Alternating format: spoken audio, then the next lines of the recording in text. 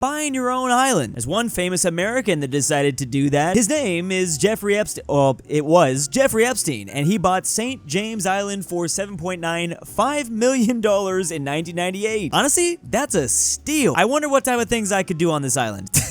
There's a pool, there's a tennis court, there's a gold domed building. I got a helicopter pad to bring all my friends down here, and the best part about it, it's my own island. I can make up my own rules, it doesn't even matter. Anyone can come to my island.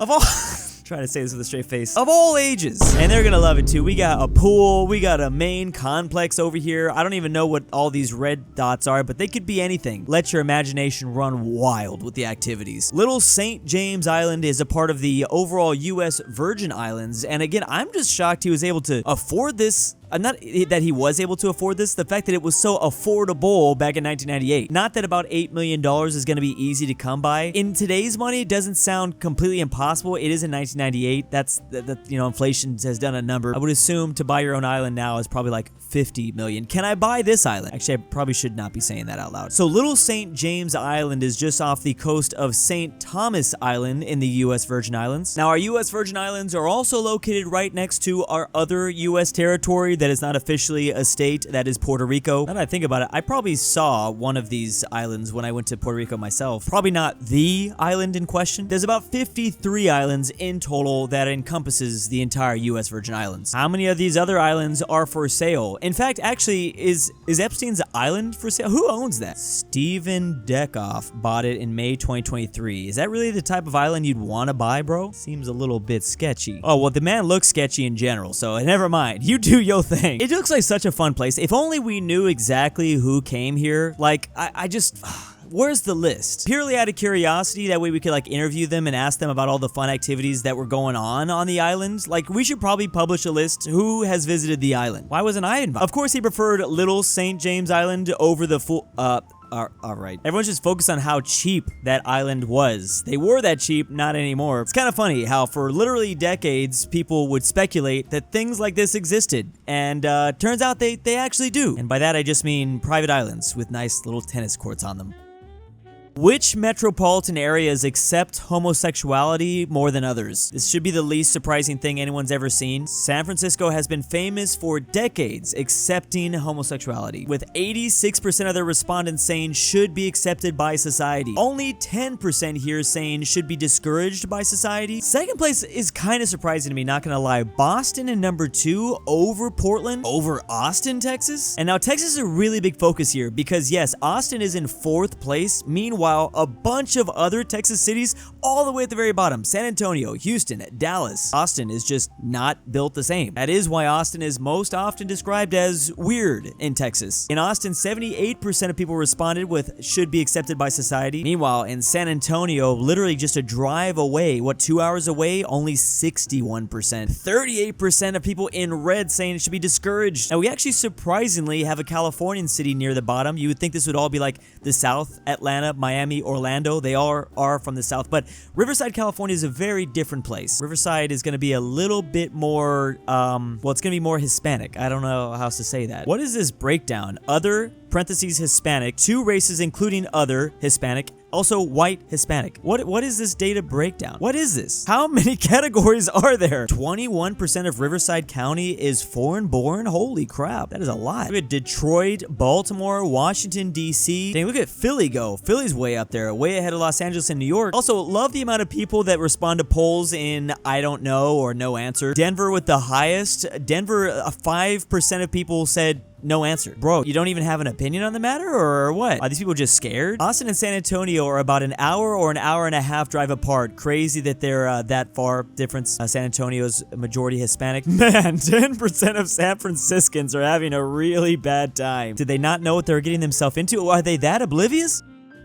This is just sad. The city center of Siena, Italy is about exactly as big as this massive highway interchange in Texas. One holds a population of 30,000 people, the other holds a population of 0. Well, I guess it momentarily holds, I don't know, people in their car, but, those are moving. That doesn't count for population. Bro, this is so... it's just so annoying. I know that we can do this in the US. I get that we can. Okay, we can be completely car-based infrastructure. We've got enough land, we've got enough territory, but damn, is this not a problem to anybody else? Now, I will say this looks like an incredibly efficient Texas interchange. I mean, just look at how wide these curves are. I will say that's probably nice. You could probably keep it going at like 60 or 70 miles an hour, even though you are doing a turn, and it'll probably feel very nice and smooth. This feels like a lot of wasted land. I know Texas is definitely a state that can afford to waste a ton of land. I mean, Texas is a massive state, but damn, this just feels weird. I get that we're not lacking real estate literally at all in the US. There's still plenty of areas for us to build homes and cities. We can't even fill out our country if we really wanted to. So we could definitely afford making our highway interchanges as big as European towns. But it just makes me realize like we're stuck in car-based infrastructure. No matter how much we try, we're never gonna overcome it. Like, it's just baked into the cake at this point. We have urban sprawled our way to insanity. And one of the benefits of that is single-family homes. Unfortunately, nobody can afford those anymore, so yeah. That was the benefit. Like, okay, yeah, we do have car-based infrastructure. We have, like, no good public transit, but at least we get to live in our own house. Now we don't even get that anymore, because ain't no one gonna be able to afford a house anytime soon. Like, that's the thing with Europe. Like, okay, you're not gonna be living in the biggest mansion ever. You're probably gonna live in kind of a small apartment building. However, you're gonna have amazing walkability. You're gonna have amazing public transit. You can go anywhere. You don't even really need to own a car for some places. Maybe not this specific part of Italy, but for a lot of other places in Europe, you don't need a car. But yeah, I mean, Texas, it's a flex. It is a flex. Your highway's a flex. We can solve this by evening it out, sending 15,000 people from Siena to live under the overpass in Houston. Actually, there is a population underneath that overpass already. There's so much population here in LA under the overpass, that's for sure. You're telling me there's not a single homeless person living under that interchange? This makes me want to look up the city center to Houston with this massive interchange.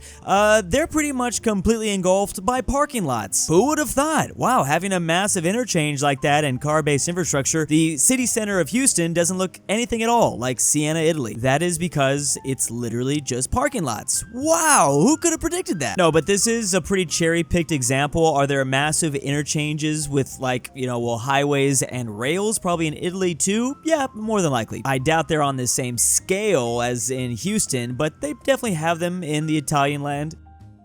I've been so fascinated with showing exactly where a country actually is, not necessarily showing where its location is on a world map. I'm talking like deeper than that. This map is a perfect example here. This is China. When you think of China, this is very likely what you were thinking about. This is pretty much where like all the Han population is coming from. That's like the biggest ethnic group in all of China. And for thousands of years, every single form of China in the past has always had this land. That's exactly what this map is breaking down. It's showing how many different versions of China have ruled different territories, or all the territories ever ruled by China starting from 1750 BC. So you're literally talking over 3,000 years for a lot of this land here, which again goes to my point why that is China. Like this is real China here. Now that's not necessarily me saying that, you know, I don't officially recognize China's claim to, I don't know, Manchukuo up here. Should not have used that word. It's Manchuria. That Manchukuo was the Japanese occupied version of this land. Whoopsie. I do have to be careful when I'm talking about this subject because,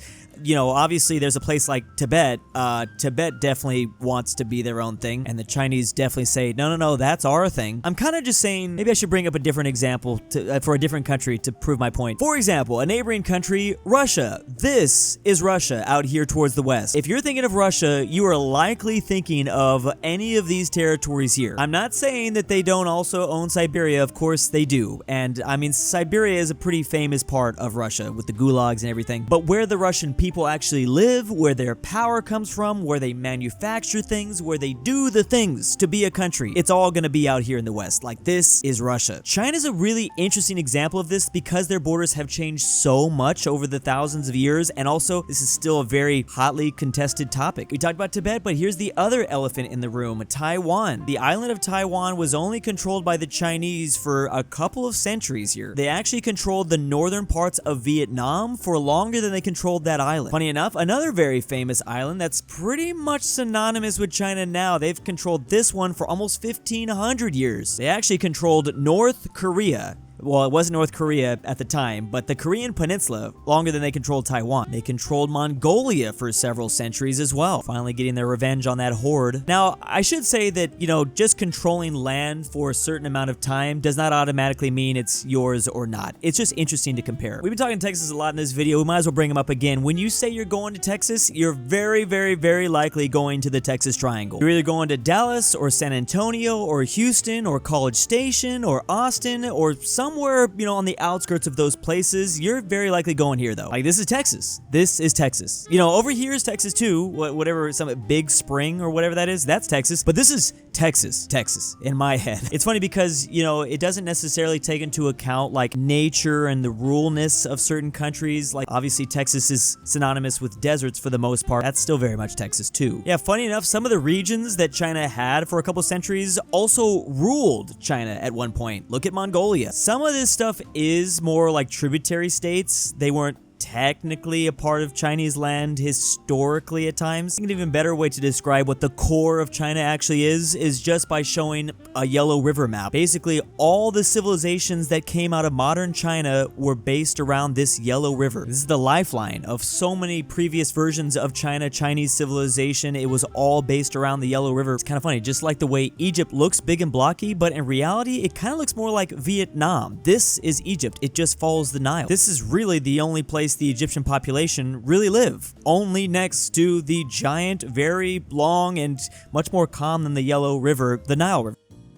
This is how drinking in each state has changed over the years. This is by gallons of ethanol sold. So the big states coming out in the 80s are Nevada and New Hampshire for whatever reason. They're swinging up there. As we enter into the 2000s, it's weird the way you're gonna see like a huge spike, and then right during the Great Recession, things start to dip down. People actually drink less alcohol, at least less alcohol is sold. Then we're going to see another big spike right before COVID. Look at that, 2020, 2021. It's weird to see the ebbs and flows of alcohol, and apparently that might stop because Gen Z, I guess allegedly, is drinking less than ever before. You can see as the American populace, I think, is either getting more stressed or maybe just chilling more. I love how one of the biggest alcohol consumption states is next to one of the least, Utah and Nevada. It's almost like they made it like that on purpose. Look at Delaware go for whatever reason. Is that what goes on in Delaware? Because I didn't know anything else. You guys just drinking over there, that's it? Look at the way the Deep South changes too. They start off in the 70s like really barely consuming alcohol, and you can see how much culturally it really changes down here, especially out of Louisiana. Oh, and then don't forget Wisconsin. They are apparently the drunkest state in all of the US. I realize that per capita pushes things around, but Wisconsin is not nearly as red as I thought it would be. Okay, so that is per capita, which explains why states like Nevada and New Hampshire are so red. It's basically because there's not a lot of people that live in those states. Gallons of ethanol sold per population of 21. That's crazy. But yes, a lot of Americans realize Wisconsin is by far, they have the heaviest drinkers. Like, out of all these counties, or out of the drunkest counties in all of the US, something like 9 out of the top 12 all come from this single state alone. This is gallons sold, not same as consumption per person in the state. So Vegas is a vacation destination and New Hampshire is a tax haven for alcohol. That explains a lot. Okay, people just buy up there and then leave. Nevada and Utah seem like twins with opposite personalities. Exactly, and I feel like that's kind of been their personality this whole time, even to this day. Like Sin City versus Utah, like bikes and suits and the things that happen in Utah. Rest of the map is blinking and Utah is just chilling. Keep in mind also, sales numbers doesn't necessarily account for moonshine. Apparently I've had moonshine before. I think my mouth is still burning after I tasted that. Thank you to my patrons this month. Drew seems like the kind of guy who never loses the remote. Drew's Argentinian Trust Fund, Rip Grandpa. Drew Supremacy League. Alexander the Terrible. Carmel S. Connor Pavlik. Douche Baggins. Frederick Tiblin. King. Bear Hayes. Luxembourg Lover. Miglu. The Goat. Nolan. Nord Tyrol. And Tambrin.